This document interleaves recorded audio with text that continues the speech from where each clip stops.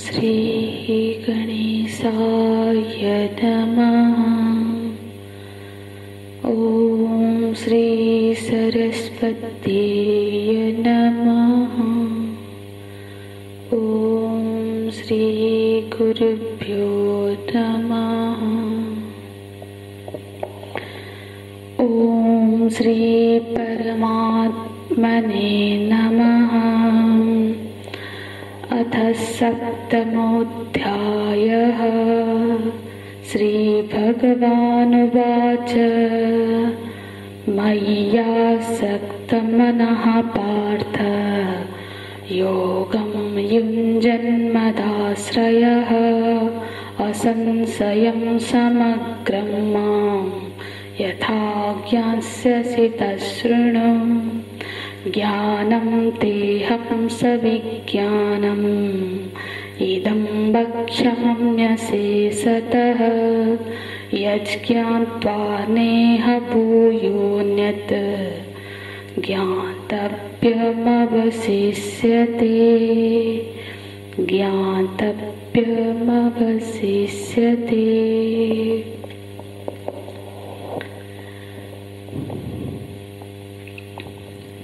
छठे अध्याय के अंत में भगवान ये उपस्थापना करते हैं कि जो भक्त, जो साधक निरंतर अपने चित्त में, अपने अंतर मन में भगवत स्मरणापूर्वक साधना करता है, भजन करता है, स युक्ततमः, वो श्रेष्ठतम है। क्योंकि योगी तो और भी होंगे, युक्त तो बहुत से होंगे जो किसी ना किसी महत् उद्देश्य से साधना कर रहे हैं, किसी सिद्धि प्राप्ति के लिए साधना कर रहे हैं। पर वो जो भक्त जिसका चित्त निरंतर भगवत कारावृत्ति में संलग्न है, भगवत चिंतन जिसके चित्त में निरंतर बना रहता है, वो श्रेष्ठ है। भगवत कारावृत्ति का अर्थ क्या है? जैसे हमने अभी पुस्तक को देखा तो पुस्तक के आकार की वृत्ति बनी। जैसे हमने पर्वत देखा तो पर्वताकार वृत्ति बनी। इसी तरह से भगवत कारावृत्ति।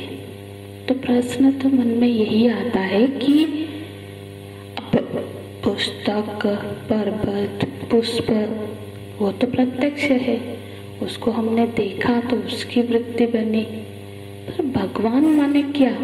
भगवत कारावृत्ति माने कैसी वृत्ति, किससे चिंतन, भगवान कैसे हैं और उनका स्मरण कैसे करें?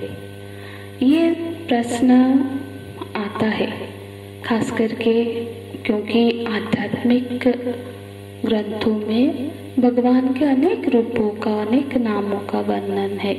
तो फिर भगवान आखिर है कैसे? कैसे है भगवान? इन्हीं सारी प्रश्नों का मानो उसी का उत्तर भगवान इस ज्ञान विज्ञान योग अध्याय में वो सारे प्रश्नों का उत्तर उपस्थापना कर रहे हैं। भगवान स्वयं अपने श्रीमुख से वो उनका स्वरूप कैसा है, भगवान कैसे हैं, इसका निर्वचन करते हैं। तो बोलते हैं श्री भगवान उवाच। ये भगवान की स्वयं की वाणी है, भगवत मुखारविंद से प्रकट हुई ये श्लोक है। तो श्री भगवान, श्री भगवान माने जैसे धनवान होता है, जिसके पास कुछ धन हो गया हम उसको धनवान बोलते हैं, रूपवान बोलते हैं। जो भग के वान है, जो समस्त समग्र भग, समग्र ऐश्वर्य, समस्त वैभव, समस्त सौंदर्य के जो अधिपति है, उनको भगवान कहते हैं। उस श्री माने माता जी, माता लक्ष्मी, उनकी शक्ति, उनकी ऐश्वर्य का प्रतीक। तो श्री भगवान यहाँ पे एक चीज हम और लक्ष्य करेंगे कि यहाँ कोई प्रश्न नहीं है, सीधे ही भगवान की वाणी है। तो पर ऐसे तो हम सुनते हैं शास्त्रों में, मनु संहिता में भी वर्णन है कि जो बुद्धिमान होते हैं वो बिना प्रश्न के परमार्थ ज्ञान, आध्यात्मिक ज्ञान की चर्चा नहीं करते हैं, उसका उपदेश नहीं करते हैं। पर यहाँ तो भगवान बता रहे हैं, हालांकि अर्जुन जी का ऐसा कोई पिछले अध्याय में भी प्रश्न नहीं है कि भगवान आपका स्वरूप कैसा है। पर शास्त्रों में तो ये भी वर्णन है कि यदि कोई श्रद्धावान ना हो, कोई बहुत भक्ति से, विश्वास से प्रणिपात होके यदि प्रश्न पूछे, जिज्ञासा करे, तभी उसको ये भगवान के बारे में आध्यात्मिक ज्ञान, परमात्म तत्व का ज्ञान कर देना चाहिए।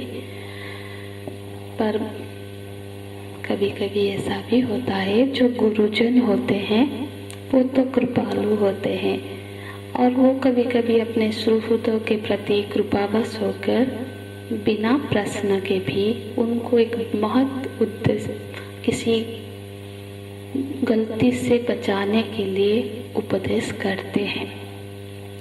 और यहाँ अर्जुन जी तो भगवान के सखा भी है और उन्होंने शरणागत भी है। अभी शिष्यस्ते हम साधिमां तुम प्रपन्नम, तो वो प्रपन्न हुए हैं और वो योग्य अधिकारी भी है। इसीलिए भगवान यहाँ अर्जुन जी को निमित्त बना के ये उपदेश कर रहे हैं।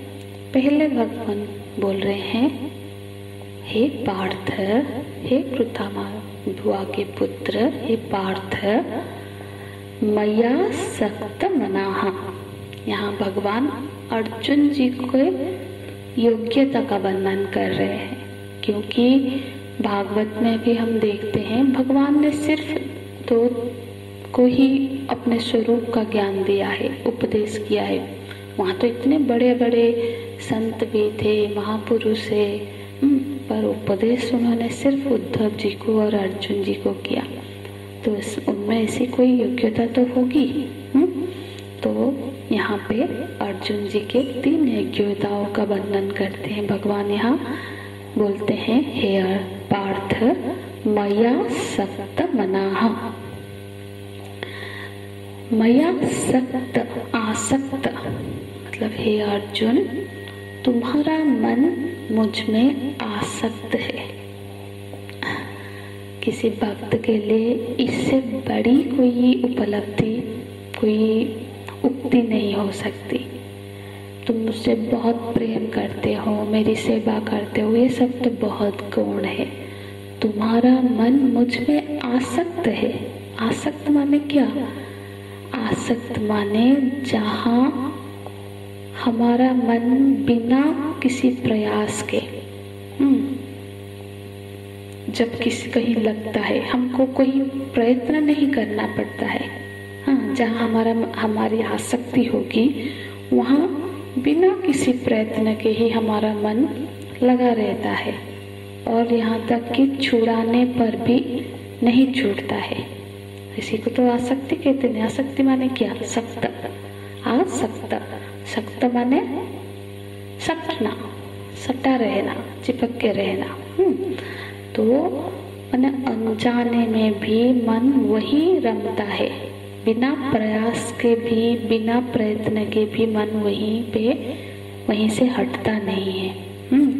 बोलते हैं कि अर्जुन, तुम्हारा मन मुझ में आसक्त है। फिर दूसरा योगम युंजन। योगम युंजन माने इसका अर्थ है कि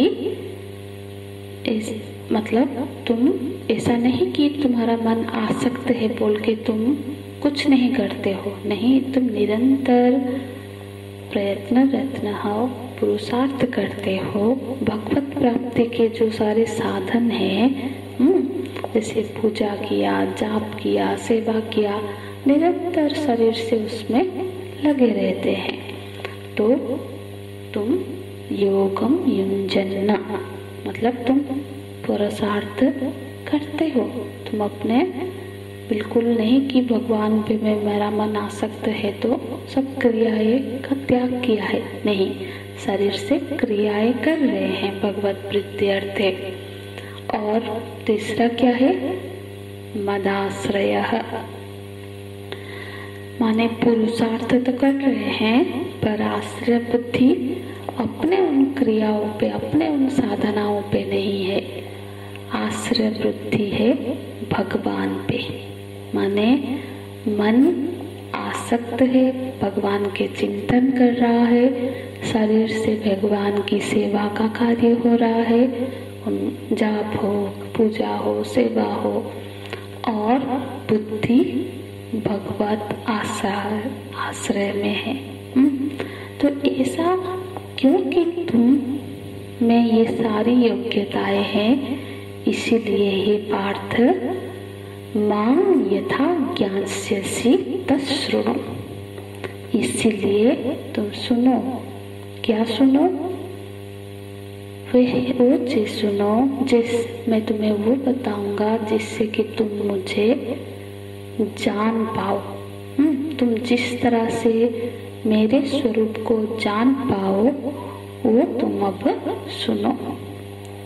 स्वरूप मुझे जान पाओ का मतलब क्या? अर्जुन भगवान को नहीं जानते हैं, कुछ भी नहीं जानते हैं, जरूर जानते हैं, जानते होंगे कुछ, इसलिए ही तो उन पे आसक्त है, उनकी शरणागत है, उन बुद्धि उनसे आश्रित है।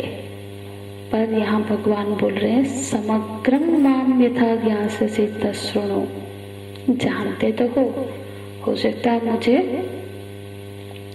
तुम वासुदेव पुत्र के रूप में जानते हो, द्वारिकाधीश के रूप में जानते हो, पर समग्रम मैं जैसा हूँ, सब कुछ मेरे बारे में मैं जैसा हूँ तत्वतः तुम सुनो।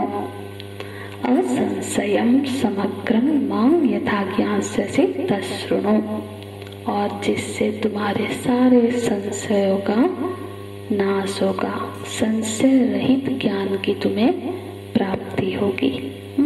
तो तत् श्रृणु। तो यहाँ पे भगवान अर्जुन जी की योग्यताओं का और उनको क्या बताने जा रहे हैं उसका प्रतिपादन करते हैं। यहाँ भगवान दो शब्द बताते हैं, आसक्त और आश्रय।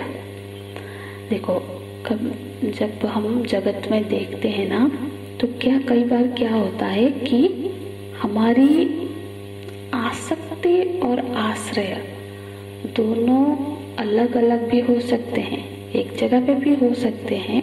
हम यदि परीक्षण करके देखें तो ऐसा भी होता है कि हमारी आश्रय बुद्धि तो कहीं पे बनी हुई है। जैसे हम आश्रय किसका लेते हैं? जिसके प्रति हमारे मन में महत बुद्धि हो, जिस श्रेष्ठ बुद्धि हो कि ये जिसको हम श्रेष्ठ समझते हो, और जिससे हमको सुरक्षा की और हमारी जरूरत की पूर्ति होती हो, वहाँ हम आश्रय बुद्धि रखते हैं।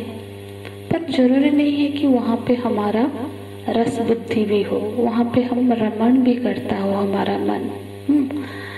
तो आसक्ति मतलब हो सकता है कि हमारी आसक्ति कहीं और हो, भोजन में हो, वस्त्र में हो, अच्छे अच्छे गाड़ी, घर, बंगला, वो सब प्राप्ति में हो।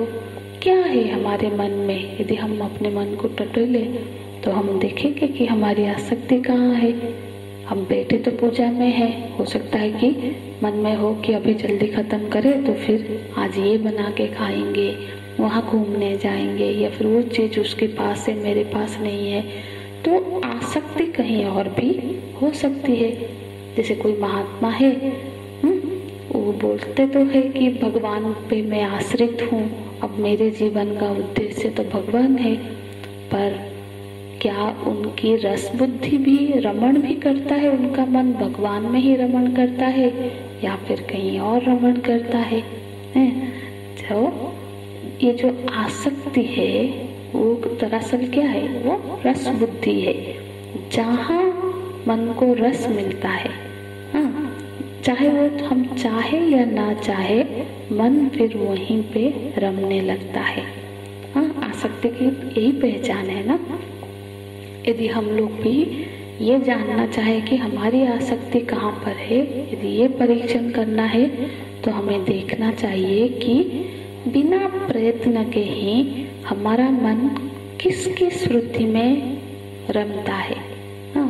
हमारे किसी के मतलब कोई निमित्त भी नहीं होगा, कोई बात भी नहीं उठी होगी, कोई प्रयोजन जरूरत भी नहीं होगी, पर उनका चित्त में स्मरण बना रहता है कि पता नहीं उसने खाया कि नहीं, वो कहाँ पे है, कहाँ गए, मतलब वो चीज मन में ऐसे बनी रहती है।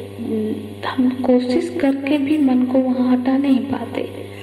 और ऐसा भी है कि सिर्फ बनी रही है ऐसा नहीं है, उसकी स्मृति हमको आनंद भी देती है, उसको याद करके मन अच्छा लगता है, स्मृति में हम खुश होते हैं, अच्छा महसूस होता है। तो वहीं पे हमारा आसक्ति है। तो कभी कभी हम दूसरे कार्य में भी कर रहे होंगे, पर मन बीच बीच में फिर वहाँ चला जाता है। तो ये आसक्ति के लक्षण है। तो कोई ऐसे भी महापुरुष है, ऐसे भी भक्त है जिनकी आसक्ति, जिनकी श्रुति हमेशा भगवान की श्रुति जिनके मन में बनी रहती है, अनायास ही बनी रहती है। भले ही वो अभी कुछ कार्य भी कर रहे हो, फिर भी भगवत श्रुति बार बार उनके चरणों में उनकी श्रुति बनी रहती है। तो ऐसी स्थिति है अर्जुन जी की, इसको भगवान ने यहाँ बताया है, मदासक्तः मनः, मेरा मन आसक्त है। मतलब उनको अभी भगवान को याद करने के लिए, भगवान की स्मृति जगाने के लिए ध्यान में बैठने की, जाप करने की आवश्यक कोई जरूरत नहीं पड़ती। करते हैं ध्यान और जाप, वो तो क्रियाएं वो तो शरीर से हो रही है, पर उसकी कोई ऐसा नहीं कि वो करे तभी याद हो, ऐसी कोई अभी पाबंदी नहीं रही है। हालांकि वो होते रहना चाहिए, क्योंकि अब क्या होता है ना, मन को एक आदत चढ़ जाती है। क्योंकि हम लोग क्या करते हैं, कोई एक चीज की हम आदत डाल लेते हैं कि अभी हम उसकी पाठ करेंगे, तो फिर देखते हैं कुछ दिनों बाद, क्योंकि वो हमारी जीवा में चढ़ गई है, याद रह गया है, पाठ तो होता रहता है, पर वो स्मृति नहीं बन पाती जिसके लिए ये कार्य हम कर रहे थे। मतलब अब बस मुख से पाठ हो रहा है, हनुमान चालीसा का पाठ कर रहे हैं, बस वो पाठ हो रहा है, श्री गुरु चरण सरोज रज, पर हनुमान चालीसा का पाठ करते हुए हमारा क्या उद्देश्य था कि हनुमान जी की महिमा का, उनकी भक्त वत्सलता का, उनके करुणा का को स्मरण करते हुए, उनकी महिमा का गान हुआ है, उसमें स्मरण करते हुए हनुमान जी की चित्त में ध्यान बनाए रहे। पर क्या ये हो रहा है? हम बस रटे रटाए गाए जा रहे हैं। तो इस पर हमको ध्यान देना है कि ये सारी क्रियाएं भगवान की स्मृति हमारे चित्त में जगाने के लिए होती है, नहीं तो फिर तो वो एक बस अभ्यास चित्त क्रिया मात्र बन जाएगी। तो फिर स्थिति क्या है? बोले कि शरीर मन से भगवान की निरंतर श्रुति बनी हुई है। जैसे गोस्वामी जी प्रार्थना करते हैं ना, कामिना रिपियारि जिमि लोभी जिमि दाम, तिमि रघुनाथ निरंतर प्रिय लागो ही मोहि राम। ये एक भक्त की प्रार्थना है कि हे राम, आप मुझे निरंतर प्रिय लागो, मेरे मन में निरंतर ऐसे ही बने रहो जैसे कि कोई कामी व्यक्ति नारी का या पुरुष का चिंतन करता रहता है, जैसे कोई लोभी व्यक्ति के मन में अनायास ही धन की चिंता, धन का भाव आने लगता है, वैसे ही मेरे मन में आपका ही निरंतर ध्यान रहे। तो फिर बोलते हैं योगम युंजन। योगम युंजन का अर्थ क्या बताया था? माने अपने शरीर से भगवत प्राप्ति के लिए कुछ ना कुछ क्रिया भी करते रहना। कि शरीर से ऐसा नहीं है कि हम अब आसक्त हो गए, हम भक्त है, हम और कुछ नहीं करेंगे। नहीं नहीं, जब तक शरीर है, शरीर से भगवत प्राप्ति की वो क्रियाएं होती रहे। अब तो वो तो हम उसका भी रस है, वो आनंद ले रहे हैं, उसको अनुष्ठान करते रहते हैं वो। और तीसरा है मदाश्रय। और आश्रय बुद्धि कहाँ बनी हुई है? आश्रय बुद्धि अपने साधना पर नहीं कि मैंने इतना जाप किया है तो मुझे तो भगवत दर्शन हो जाएगी, मेरे को तो स्वर्ग मिलेगा, मैंने इतना दान किया है। अपने क्रिया पर आश्रय बुद्धि नहीं है। आश्रय बुद्धि भगवान के कृपा पर है, क्योंकि वो जानता है कि भगवान के दर्शन तो भगवान के कृपा से ही संभव है। हाँ, मदाश्रय का अर्थ होता है अहमेव आश्रय आधार, जिसका आधार ही मेरा मैं ही आश्रय हूँ।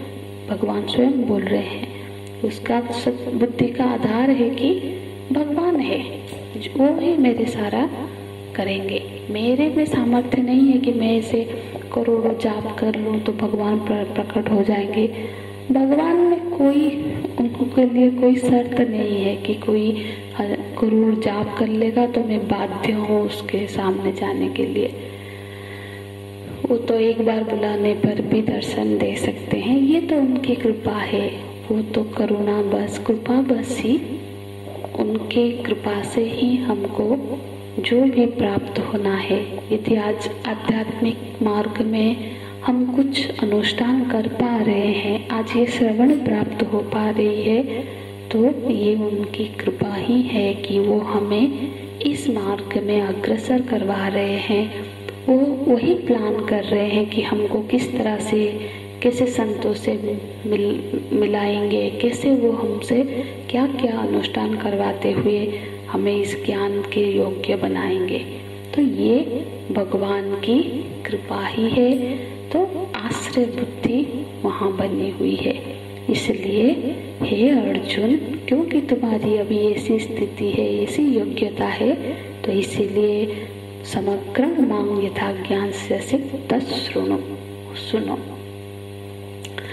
अब आगे के श्लोक में भगवान बताते हैं कि ते हम बक्ष्यामि, मैं तुम्हें बताने जा रहा हूँ। क्या बताने जा रहे हैं भगवान? ज्ञानम बक्ष्यामि, ज्ञान बताने जा रहा हूँ, भगवत तत्व का ज्ञान, भगवत तत्व संबंधी जो ज्ञान है वही मैं बताने जा रहा हूँ। और वो ज्ञान कैसा है? सब विज्ञानम, मतलब ऐसा ज्ञान, और उसका उपदेश करेंगे जिसके साथ विज्ञान जुड़ा हुआ है। तब भगवान कह रहे हैं कि विज्ञान सहित ज्ञान का मैं उपदेश करने जा रहा हूँ। देखो, ये ज्ञान और विज्ञान दो शब्द आए, इसको हम थोड़ा समझते हैं। ज्ञान माने जो परमार्थ तत्व का ज्ञान हुआ, और विज्ञान माधवाचार्य जी के अनुसार विशेष ज्ञान को विज्ञान कहते हैं। विशेष, जैसे इस 7वें अध्याय में भगवान ने 3 ज्ञान का यहाँ पे वर्णन किया है। पराग प्रकृति का ज्ञान, अपरा प्रकृति का ज्ञान और परमार्थ ज्ञान। तो ये जो परमार्थ तत्व का ज्ञान, इसको ज्ञान कहा गया, और परा प्रकृति को विज्ञान कहा गया। जैसे कि कोई पत्थर है, पत्थर में नक्काशी हुई, काम हुआ, कोई मूर्ति, अच्छी सी मूर्ति या कुछ उसमें का नक्काशी की गई, तो वो जो नक्काशी का जो ज्ञान है वो विज्ञान है। और पत्थर का जो पत्थर कैसा है, क्या है, वो ज्ञान है। माने कुछ महात्माओं इसको ऐसे वर्णन करते हैं कि जो अपरोक्ष अनुभूति है अपने बारे में वो ज्ञान है, और उस अपरोक्ष अनुभूति तक पहुंचने का जो प्रक्रिया है, जो साधना है, वो विज्ञान है। यदि इसको वेदांत दृष्टि में, कार्य कारण की दृष्टि में समझे तो सारे कार्य के पीछे जो कारण है उस कारण को जानना ज्ञान है। माने अनेकों में जो एक बसा है, जो एक निहित है, उस एक को जानना ज्ञान है। और वो एक से ये सारी अनेक की सृष्टि कैसे हुई, अनेक की उत्पत्ति क्यों हुई, वो जानना विज्ञान है। मानो सृष्टि, विसृष्टि, स्वर्ग आदि को जानना विज्ञान है। ये सब विज्ञान है, और उस सब में निहित उस परम तत्व को जानना वो ज्ञान है। तो ज्ञान सब विज्ञानम, ज्ञानम तेहम सब विज्ञानम इदम वक्ष्यामि, मैं बताऊंगा। अशेषतः, अशेषतः का अर्थ क्या होता है भगवान बोल रहे हैं अशेषतः, क्योंकि भौतिक जगत में बहुत बार हम ऐसे देखते हैं कि ये सब जगत में ज्ञान तो अनेक है। अभी कोई चिकित्सा विज्ञान है, पाक विज्ञान है, कोई इंजीनियरिंग है, कोई कलाकृति है, तो कई सारे ज्ञान है। जिस गुरु हैं उनके पास जब कोई सीखने आता है तो वो लोग उसको कभी कभी क्या करते हैं ना, सारे गूढ़ तत्व नहीं सिखाते हैं। अरे सब कुछ सिखा देंगे तो फिर तो ये भी उतना ही फेमस हो जाएगा। तो फिर भी बताते हैं, देखो बेटा तुम्हारी योग्यता के हिसाब से हमने तो जितना बताना है बताया है, इसमें तो और भी बहुत रहस्य बाकी है। तुम साधना करते रहो, अभ्यास करते रहो। मतलब वो चीज वो बनाए रखते हैं कि सब कुछ नहीं बताना है। पर ऐसा भी हो सकता है, मतलब ऐसा होता होगा ऐसा नहीं, ये भी संसार में भौतिक जगत में तो होता है, पर आध्यात्मिक मार्ग में ऐसा नहीं होता है। आध्यात्मिक मार्ग में गुरु तो पहले ही यही बता देता है, तत्त्वमसि, तुम्हारे और मेरे में कोई अंतर नहीं है। तुम तो मैं ही हूँ, मेरे से कुछ भी कम नहीं हो तुम।